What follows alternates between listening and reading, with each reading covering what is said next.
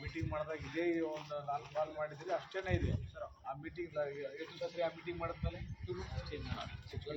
Video conference first meeting ಮಾಡಿದ್ದು physical ಆಯಿತು. 1 month ಆದ್ಮೇಲೂ ಒಂದು ಮುಗಿಸೋಕ್ಕಾಗಲಿಲ್ಲ. ಅಲ್ಲಿ ಆ ಸ್ಲ್ಯಾಬ್ ಹಾಕೋಕ್ಕಾಗಲಿಲ್ಲ ಅಂದರೆ ಏನು ನೀವು ಯಾವ ರೀತಿ ಕೆಲಸ ಮಾಡ್ತೀರಿ?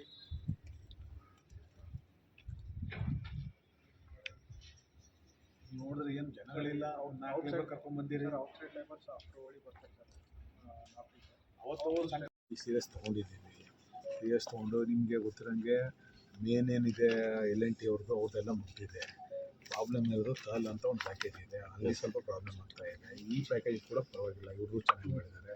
ನೆಕ್ಸ್ಟು ಇವೆಲ್ಲ ಚೈನ್ ಲಿಂಕ್ ಇದ್ದಂಗಿದೆ. ಅಲ್ಲಿಂದ ರೈಸಿಂಗ್ ಮೇನ್ ಒಂದೇ ಏನು ಅದ್ರ ಮೇನ್ ಏನಿದೆ ಒಂದೇ ಬರುತ್ತೆ.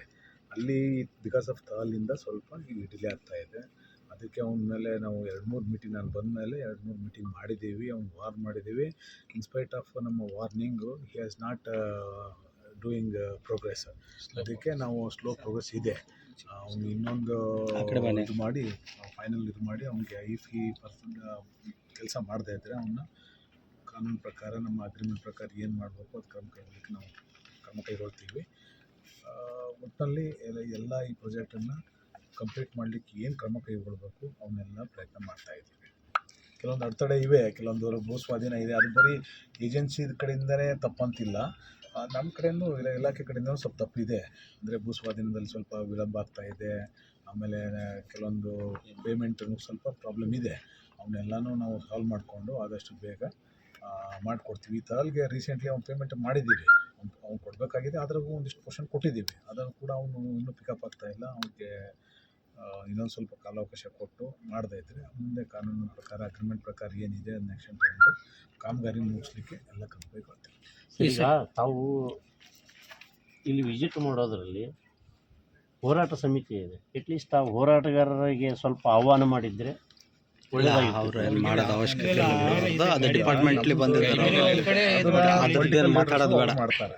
ಈಗ ನಮ್ಮ ಕೆಲಸ ಇರೋದು ಈ ಕಾಮಗಾರಿ ಯಾಕೆ ನಿಂತಿದೆ ಅದು ಅರ್ಥ ಮಾಡಿಕೊಂಡು ಯಾವ ತೊಂದರೆ ಕಾಂಟ್ರಾಕ್ಟರ್ಗೆ ಏನೇನಿದೆ ಏನೇನು ಸಮಸ್ಯೆ ಇದೆ ಅದನ್ನ ಸಾಲ್ವ್ ಮಾಡೋದು. ಹೌದಾ? ಅದಾದಮೇಲೆ ಮಾಡ್ತೀನಿ. ಅದೇ ಇರಲಿ ಸರ್. ಇನ್ನೊಂದು ಜಾರಿಯಲ್ಲಿರೋಂಥ ಏತ ನೀರಾವರಿಗಳಿಗೆ ಮೋಟ್ರ್ ರಿಪೇರಿಗೆ ದುಡ್ಡಿಲ್ಲ ಅಂತ ಅನ್ನೋಂಥ ಮಾತುಗಳು ಕೇಳಿ ಬರ್ತವೆ ನಿಮ್ಮ ಇಲಾಖೆಯಲ್ಲಿ. ಈಗಾಗಲೇ ರಾಂಪುರ್ ಲಿಫ್ಟ್ ಇರಿಗೇಷನ್ ಆ ಮೋಟ್ರ್ಗಳನ್ನೇ ಸ್ಟಾರ್ಟ್ ಆಗಲ್ಲ. ಅಲ್ಲ, ಅದು ಆ ನೀರಾವರಿಗೆ ಒಳಪಟ್ಟಂಥ ರೈತರಿಗೆ ಇಲ್ಲಿ 2 ಮೋಟ್ರ್ ಸ್ಟಾರ್ಟ್ ಇರ್ತಿತ್ತು, ಆನೆಹೊಸೂರು ಜಾಕವಲ್ಲಿಗೂ 2 ಮೋಟ್ರ್ ಸ್ಟಾರ್ಟ್ ಇರ್ತಿತ್ತು. ಈ ನೀರನ್ನು ಮುಂದೆ ಹೋಗ್ತಿತ್ತು ಹೊರತಾಗಿ ಇದಾಗ್ತಿದ್ದಿಲ್ಲ.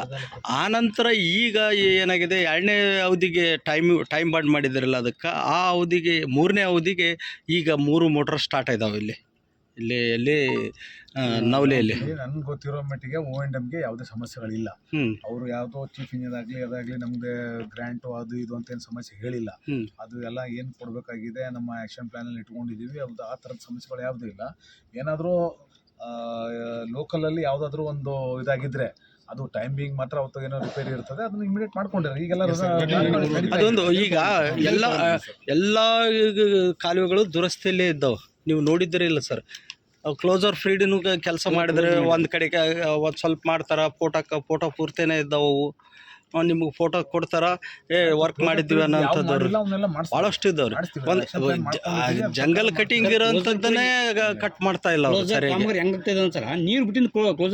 ಅದನ್ನು ನೀರು ಬಿಡ್ತೀರಿ ಮಾಡ್ತಾರೆ ಸರ್. ನೀರು ಬಿಡ್ತೀರಿ ಅವಾಗ ಕೆಲಸ ಸ್ಟಾರ್ಟ್ ಆಗುತ್ತಾ? ಮಾರ್ಚ್ ಮುಗಿದ ತಕ್ಷಣ ಜಂಗಲೆಲ್ಲ ತೆಗಿತೀವಿ ನಾವು, ಕಂಪಲ್ಸರಿ ಇದು ತೆಗಿತೀವಿ. ಏನು ನೀರಿದ್ರು ನಡೀತದೆ. ನಾವೇನ್ ಮಾಡ್ತೀವಿ, ಇದು ಸೀಟ್ ತೆಗಿಯೋದು ಏನು ಇದು ಇರ್ತದೆ ಸರ್. ಎಷ್ಟು ಲೈನಿಂಗ್ ಎಷ್ಟು ಹಾಳಾಗಿದ್ದಾವೆ ನಿಮ್ಗೆ ಗೊತ್ತಿದ್ರೆ? ಲೈನಿಂಗ್ ಹಾಳಾಗಿದ್ದಾವೆ ನಿಮ್ಗೆ ಗೊತ್ತಿಲ್ಲ ಸರ್. ನೀವು ಈ ಸದ್ಯ ಹೋಗೋಣ ತೋರಿಸ್ತೀವಿ. ಈಗ ನೀರು ಬಂದಾಗಿಬಿಟ್ಟದ, ಈ ಸದ್ಯ ತೋರಿಸ್ಬಿಡ್ತೀವಿ. ರಾಂಪುರ್ ಲಿಫ್ಟ್ ಕೊಟ್ಟಿರೋದು ಹೇಳ್ತೀನಿ ನಿಮಗೆ. ನಾನು ನಮ್ಮ ಹಿಂದಿನ MD ಅವ್ರು ಕೊಟ್ಟಿದ್ದು ಸರ್ಕ್ಯುಲರ್ ಏನಪ್ಪ ಅಂತಂದರೆ, ಈ ಜಂಗಲ್ ಕ್ಲಿಯರೆನ್ಸು ಏನಿದೆಲ್ಲ ಇವನ್ನ ವರ್ಷ ಪೂರ್ತಿ ತೆಗಿಬೋದು. ಬರೀ ಕ್ಲೋಸರ್ ಇದು ಮಾತ್ರ ಮಾರ್ಚ್ ಏಪ್ರಿಲ್ದಾಗ ಮೇದಾಗ ಮಾಡೋದಲ್ಲ, ಇದು ಯಾವಾಗಲೂ ಸಹ ನಿರಂತರವಾಗಿ ಮಾಡ್ತಾ ಇರೋಂತ ನಾವು ಕೊಟ್ಟಿದ್ದೀವಿ. ಆಮೇಲೆ ಇನ್ನೊಂದು ಏನಪ್ಪ ಅಂತಂದರೆ ಈ ಏನಿದೆ ಲೈನಿಂಗ್ ಇದು ಇದ್ರ ಲೈನಿಂಗ್ ಅಲ್ಲ, ಸಿಲ್ಟ್ ಗಿಲ್ಟ್ ಏನಿದೆ ಅದು ನೀರು ನಿಲ್ಸಿದ ಮೇಲೆ ಏನು ನಾಳೆ ಏಪ್ರಿಲ್ ನಿಲ್ತದೆ, ನಿಲ್ದ ಮೇಲೆ ಅವೆಲ್ಲ ತೆಗಿತಾರೆ. ಕೆನಾಲ್ ಸೆಕ್ಷನ್ದಲ್ಲಿ ಏನಿದೆ ಅದನ್ನ ಇದು ಮಾಡ್ತಾರೆ, ನೀರು ನಿಂತ ಮೇಲೆ ತೆಗಿತಾರೆ. ಈ ಜಂಗಲ್ ಹಿಂಗಲ್ಲೆಲ್ಲ ತೆಗಿಯಕ್ಕೆ ಹೇಳಿದ್ದೀವಿ.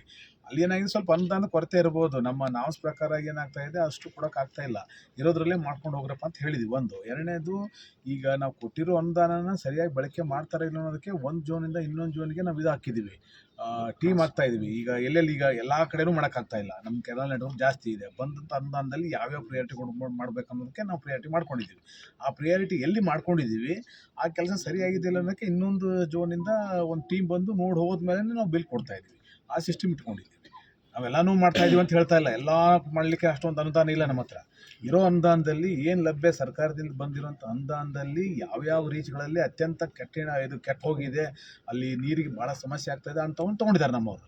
ಅಂಥವನ್ನ ಸರಿಯಾಗಿ ಮಾಡಲಿಕ್ಕೆ ನಾವು ಕ್ರಮ ಕೈಗೊಳ್ತೀವಿ. ಎಲ್ಲೆಲ್ಲಿ ಕೊಟ್ಟಿದ್ದೀವಿ, ಎಲ್ಲೆಲ್ಲಿ ಅನುದಾನ ಕೊಟ್ಟಿದೆ, ಯಾವ್ಯಾವ ರೀಚಲ್ಲಿ ಕೊಟ್ಟಿದೆ ಅದು ಸರಿಯಾಗಿ ನೋಡ್ಕೊಳ್ಳೋಂಥದ್ದು ನಮ್ದು ಇದು, ನಾವು ಅದು ಮಾಡ್ತೀವಿ. ಸರ್, ಈಗ ಹೋರಾಟ ಸಮಿತಿಯವರು ಈ ಹನಿ ನೀರಾವರಿಯನ್ನು ಬಿಟ್ಟು ಹರಿ ನೀರಾವರಿ ಮಾಡ್ರಿ ಅಂತಕ್ಕಂಥ ಒಂದು ಮನವಿಯನ್ನು ಸರ್ಕಾರಕ್ಕೂ ಕೊಟ್ಟಿದೆ, ತಮ್ಮ ಹಿರಿಯ ಅಧಿಕಾರಿಗಳು ಕೊಟ್ಟಿದೆ. ಅದು ಇದೆ. ಮೊದಲು ಇದು ಪ್ಲ್ಯಾನ್ ಮಾಡಿದ್ದು ಮೈಕ್ರೋ ಮಾಡಿದರು, ಹನಿ ಮಾಡಿದರು, ಆಮೇಲೆ ಈಗ ಹರಿ ಕೇಳ್ತಾ ಇದ್ದಾರೆ.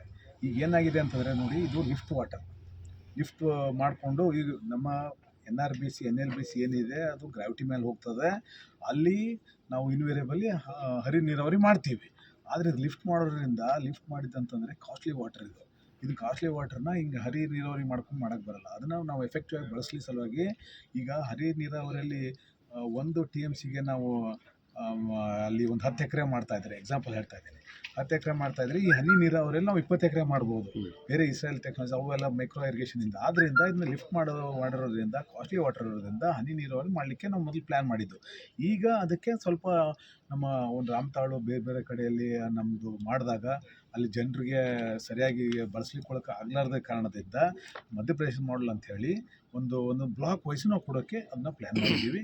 ಈ ಇದರಲ್ಲಿ ಆಲ್ರೆಡಿ ಡಿಸಿಷನ್ ಹಿಂದೆ ತೊಗೊಂಡಿತ್ತು. ಅದನ್ನು ನಮ್ಮ ಕಾಂಟ್ರಾಕ್ಟರ್ಗೆ ಏನಿತ್ತು ಹಳೆ ಇದ್ರ ಪ್ರಕಾರ ಹನಿ ನೀರಾವರಿ ಹನಿ ಇತ್ತು, ಅದನ್ನು ಸ್ವಲ್ಪ ಮಾಡಿಫೈ ಮಾಡಿಕೊಂಡು ಈಗ ಅವ್ರ ಜೊತೆಗೆ ಇದು ಸಮನ್ವಯ ಮಾಡಿಕೊಂಡು ನಾವು MP ಮಾಡಲ್ ಥರ ನೀರು ಕೊಡಲಿಕ್ಕೆ ನಾವು ಡಿಸಿಷನ್ ತೊಗೊಂಡಿದ್ದೀವಿ. ಆ ಪ್ರಕಾರ ಮಾಡ್ತೀವಿ. ಸರ್, ಆಮೇಲೆ ಕೆಲವೊಂದು ಹಳ್ಳಿಗಳು ಈ ಯೋಜನೆಯಿಂದ 19 ಹಳ್ಳಿಗಳು ಕೈ ಬಿಟ್ಟು ಹೋಗಿದಾವೆ. 35 ಹಳ್ಳಿಗಳು ಈ ರಾಮತ್ನಾಳ ಭಾಗ, ಈ ಹಳ್ಳದ ಹಿರಿಯ ಹಳ್ಳದ ಸೈಡ್, ಆ ಗ್ರಾಮಗಳನ್ನು ಸೇರ್ಪಡೆ ಮಾಡಿದ್ದೀರಾ ಅಂತ ಈ ಯೋಜನೆಯಲ್ಲಿ? ಇಲ್ಲ, ಈ ಯೋಜನೆಯಲ್ಲಿ ಇಲ್ಲ. ಈ ನಂದವಾಡಿಗೆ ಫಸ್ಟ್ ಸ್ಟೇಜಲ್ಲಿ ಏನಿದೆ ಅದು ಅಷ್ಟೇ ಮಾಡಿದ್ದೀವಿ.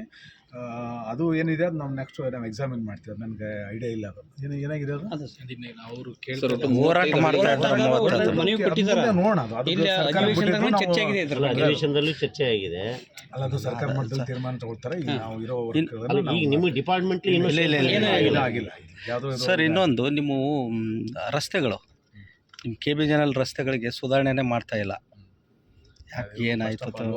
ಇರೋದು ಒಂದೇ ಇದ್ದಂಗಿದೆ ನಿಮ್ಮ KBJNLಗೆ. ಈಗ ಹೇಳ್ತೀನಿ, KBJNL ಮೂಲ ಉದ್ದೇಶ ಇರೋದು ನೀರಾವರಿ ಇದು ಮಾಡೋ ಏನೋ ನೀರಾವರಿ ಅಲ್ಲ, ನೀವು ಅದನ್ನು ಹೇಳ್ತೀನಿ ಕೇಳ್ರಿ. ಈಗ ಹೀಗಾಗಿ ನಾವು ಪ್ರಯಾರಿಟಿ ಕೊಡಬೇಕಾಗಿತ್ತು. ಅದು ಈಗ ನಮ್ಮ ಪ್ರಾಜೆಕ್ಟ್ ಕನೆಕ್ಟಿವಿಟಿ ಒಂದಿಷ್ಟು ರೋಡ್ಗಳು ಇರ್ಬೋದು. ಐ ಥಿಂಕ್ ಈಗೆಲ್ಲಾನು ಎಲ್ಲರಿಗೂ PWD ಹ್ಯಾಂಡ್ ಓವರ್ ಮಾಡಿದ್ದೀವಿ. ಆಲ್ಮಟ್ಟಿ, ನಾರಾಯಣಪುರ, ಆಮೇಲೆ ಇವೆಲ್ಲಾನು ಸ್ಟೇಟ್ ಲೆವೆಲ್ ಬಂದಿದೆ. ನಮ್ಮ ರೋಡ್ಗಳು ಯಾವುದು ಅಂತ ಮೇಂಟೈನ್ ಇಲ್ಲ. ಈಗ ಚಿತ್ತಾಪುರ ಟು ಅಡಿಬೈ ಕ್ರಾಸಿಂದ ಇನ್ನೂ ನೀವು ಹ್ಯಾಂಡ್ ಓವರ್ ಮಾಡಿಲ್ಲ. ಅಲ್ಲ, ನೀವು ಇನ್ನೂ ಹ್ಯಾಂಡ್ ಓವರ್ ಆಗಿಲ್ಲ. ಅದನ್ನ ಕೇಳ್ರಿ, ಹ್ಯಾಂಡ್ ಓವರ್ ಆಗಿದ್ರೆ ಅವ್ರಿಗೆ ಕೇಳ್ತಿದ್ರಲ್ಲ ಅವರು. ಕೇಳಿ, ಅವೆಲ್ಲ ವಿಲೇಜ್ ರೋಡ್ ಇದರಲ್ಲಿ ಬರ್ತವೆ. ನಮ್ಮ ನಿಗಮಕ್ಕಿರುವಂಥ ಮ್ಯಾಂಡೇಟ್ ಏನಂದ್ರೆ ನೀರಾವರಿ ಸೌಲಭ್ಯ ಕಲ್ಪಿಸ್ಕೊಡೋದು. ಈಗೇನಾಗುತ್ತೆ, ಜನಪ್ರತಿನಿಧಿಗಳು ಎಲ್ಲ ಒಂದು ಒತ್ತಾಯದ ಮೇರೆಗೆ ಹಿಂದೆ ಒಂದಿಷ್ಟು ರೋಡ್ ತೊಗೊಂಡಿದ್ದು ಇದೆ. ರೋಡ್ ತೊಗೊಂಡಿಲ್ಲ ಅಂತ ಹೇಳಲ್ಲ, ತೊಗೊಂಡಿದ್ದಾರೆ, ಅವ್ರು ಮಾಡಿದ್ದಾರೆ. ಆದರೆ ಅದು ಒನ್ ಟೈಮ್ ಏನೋ ನಾವು ಮಾಡಿಕೊಟ್ಟಿರ್ತೀವಿ. ಹಿಂದೆ ಲಿಂಗಸೂರು ನಾರಾಯಣಪುರ ರೋಡನ್ನು ಕೂಡ ನಮ್ಮ ನೀರಾವರಿ ಇಲಾಖೆಯಲ್ಲಿ ಇತ್ತು. ಅವಾಗ ಅನುದಾನ ಎಲ್ಲ ಸಾಕಷ್ಟು ಇರ್ತಿತ್ತು, ಮಾಡಿದ್ವಿ. ಈಗ ನಮ್ಮ ಬೇರೆ ನೀರಾವರಿ ವರ್ಕ್ಗಳು ಜಾಸ್ತಿ ಬಂದಿರೋದ್ರಿಂದ ನಾವು ಪ್ರಯಾರಿಟೀಸ್ ಅಲ್ಲಿ ಕೊಡೋದ್ರಿಂದ ಇಲ್ಲಿ ಈಗ ರಸ್ತೆಗಳಿಗೆ ಮಾಡೋಕ್ಕಾಗ್ತಾ ಇಲ್ಲ. ನೀವು ಹ್ಯಾಂಡ್ ಓವರ್ ಮಾಡಿಬಿಟ್ರೆ ಅವ್ರಿಗೆ ಕೇಳ್ತಾರೆ. ಅವರು ಅವ್ರಿಗೆ ಕೇಳಕ್ ಹೋದ್ರೆ ಇದು KBJNL ದವ್ರು ಅಂತಾರೆ. ಅವ್ರು ಹೇಳ್ತಾರೆ, ಅವ್ರಿಗೂ ಸಿಕ್ಕಾಪಟ್ಟೆ ರಸ್ತೆ ಇರೋದ್ರಿಂದ ಅವ್ರು ಏನ್ ಮಾಡ್ತಾರೆ, ಅವ್ರು ನೋಡ್ತಾರೆ. ಆದ್ರೆ ನಮ್ದು ಮ್ಯಾಂಡೇಟ್ ಇರೋದು ರಸ್ತೆದಲ್ಲ, ನಮ್ಮ ನೀರಾವರಿ ಮಾಡೋಕ್ಕೆ. ನಮ್ಮ ನೀರಾವರಿ ಮಾಡಲಿಕ್ಕೆ ನಮ್ಗೆ ಸರಿಯಾದಂಥ ಅನುದಾನ ಇಲ್ಲ. ಹೀಗಾಗಿ ಅದನ್ನು ಯಾವುದಾದ್ರೂ ಹಿಂದೆ ತೊಗೊಂಡಿದ್ರೆ ಅದು ಅಷ್ಟು ಮಾಡಿ ಮುಗಿಸ್ತಾರೆ. ಈ ಹೆಚ್ಚಿನ ರಸ್ತೆಗಳನ್ನ ನಾವು ತೊಗೊಳಕ್ಕಾಗಲ್ಲ. ಅದೇನಿದ್ರು ಏನಾದರೂ ಸರ್ಕಾರ ಅನುದಾನ ಕೊಟ್ಟರೆ ಮಾತ್ರ ನಾವು ಮಾಡ್ತಾರೆ. ಇನ್ನೊಂದು ಸರಿ ಈಗ ನೀರು ಇದು ಬಿಡ್ತಾ ಇದ್ದೀರಿ, ಈಗ ಕಾಲುವೆಗೆ ವಾರಬಂದಿ ಮಾಡಿದ್ದೀರಿ. ಅದು ಅವರು ರೈತರ ಬೇಡಿಕೆ ಏನಿದೆ, ಏಪ್ರಿಲ್ ಹಂತದವರೆಗೆ ನಮಗೆ ನೀರು ಕೊಟ್ಟರೆ ನಮಗೆ ಭತ್ತ ಬರುತ್ತೆ. ಈಗ ಅದು ICCಯಲ್ಲಿ ಆಗಿರೋ ನಿರ್ಣಯ ಎಲ್ಲ ಆಫೀಸರ್ಸ್ ನಿರ್ಣಯ ಎಲ್ಲ. ಅದು ಒಂದು ಮಾರ್ಚ್ ಎಂಡ್ವರೆಗೆ ಬದ್ಧವಾದಂಥ ಒಂದು ಸಮಿತಿ ಅದು. ಅದು ಅದಕ್ಕೆ ಅಧ್ಯಕ್ಷರು ಬಾಗಲಕೋಟೆ ಜಿಲ್ಲಾ ಉಸ್ತುವಾರಿ ಸಚಿವರಿದ್ದಾರೆ. ಎಲ್ಲ ಶಾಸಕರು ಎಲ್ಲ ಒಮ್ಮತದಿಂದ ಚರ್ಚೆ ಮಾಡಿ ತಗೊಂಡಿರೋದು. ಅವತ್ತಿನ ದಿವಸ ನೀರು ಲಭ್ಯ ಎಷ್ಟಿದೆ ಅಂತ ತಿಳ್ಕೊಂಡು ಮಾಡಿದ್ದಾರೆ. ನೀರು ಉಳಿದ್ರೆ ಕೊಡ್ತೀವಿ, ಅದಾಗೆ ಆಗುತ್ತೆ. ಈ ಸದ್ಯಕ್ಕೆ ಅದು ಚರ್ಚೆ ಮಾಡೋದು ಬೇಡ. ಈಗಂತೂ ನಡೀತಾ ಇದೆ, ನಡೀಲಿ. ಉಳಿದ್ರೇನು ಕ್ಲೋಸರ್ ವರ್ಕ್ ಏನು ಮಾಡ್ತಾರೆ, ಸುಮಾರು 30-40% ಲೆಸ್ನೇ ಹೋಗ್ತಾರೆ. ಗುಣಮಟ್ಟದ ಕಾಮಗಾರಿ ಮಾಡ್ತಾರೆ ಸರ್ ಅವರು.